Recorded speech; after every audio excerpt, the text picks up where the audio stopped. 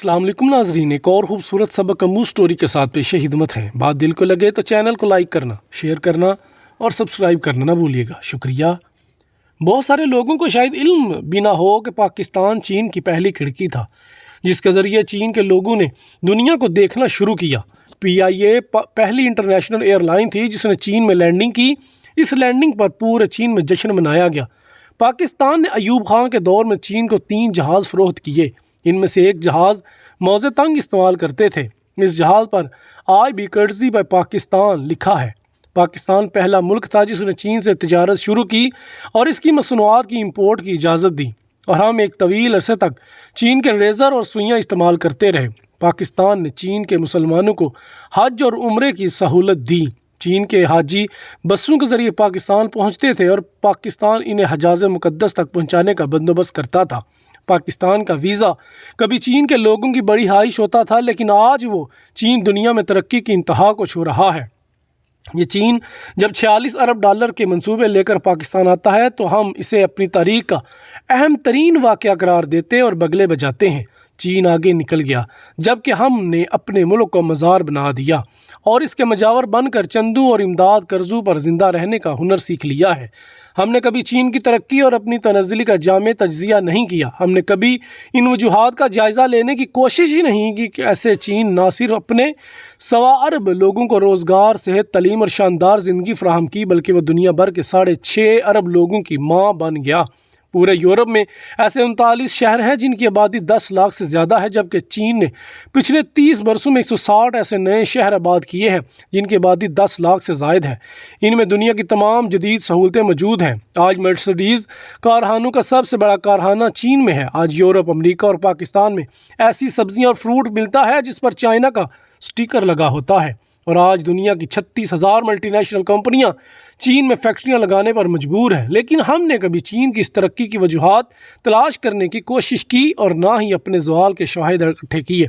चीन की तरक्की के 4 असूल थे: मुखलस लीडरशिप, अनथक मेहनत, अपनी ज़ात पर इन्हिसार और खुददारी। चीन ने कभी दूसरी अक़वाम के सामने कशकोल नहीं रखा। इसने हमेशा अपने वसाइल पर इन्हिसार किया। ये लोग 15-15 घंटे काम करते हैं और जब इस काम से फ़ारग होते हैं तो दूसरों के काम में हाथ बटाते हैं, और इनकी लीडरशिप ने अपना तन, मन और धन कौम पर वार दिया। इनके लीडर का जनाजा 3 मरले के मकान से निकला और इसने पूरी ज़िंदगी किसी दूसरे मुल्क में कदम नहीं रखा। हमने कभी ये नहीं सोचा कि चीन की ये 4 खूबियाँ हमारी सबसे बड़ी कमज़ोरियाँ हैं। हमने कशकोल को अपनी मईशत बना रखा है।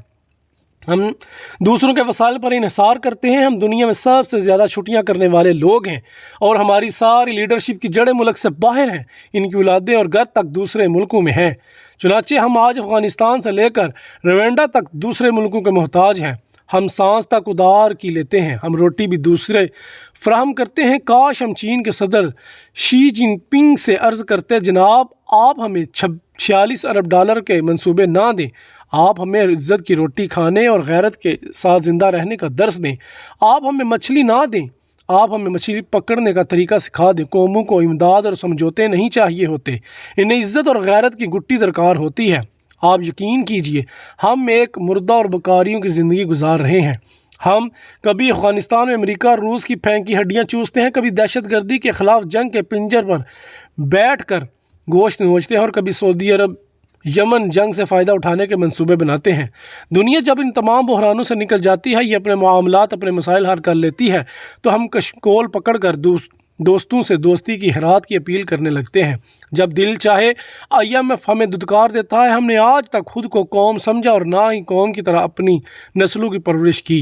क्या हम 22 करोड़ भिखारी हैं और हर साल इन भिखारियों में 5-10 लाख नए भिखारियों का इजाफा कर देते हैं, और ये भिखारी भी बड़े होकर अपने बुजुर्गों की तरह दुनिया की तरफ देखने लगते हैं। हम आज चीन से 90 साल पीछे वहाँ खड़े हैं जहाँ 1933 में चीन मौज़े तंग के तारीख़ी लॉन्ग मार्च शुरू होने के वक्त खड़ा था। इक़्तिदार की रस्साकशी, इंतशार, बेयकीनी, लाक़ानूनियत और सियासी मुआशी अदम इस्तेहकाम। काश हम आज ही जाग जाएँ।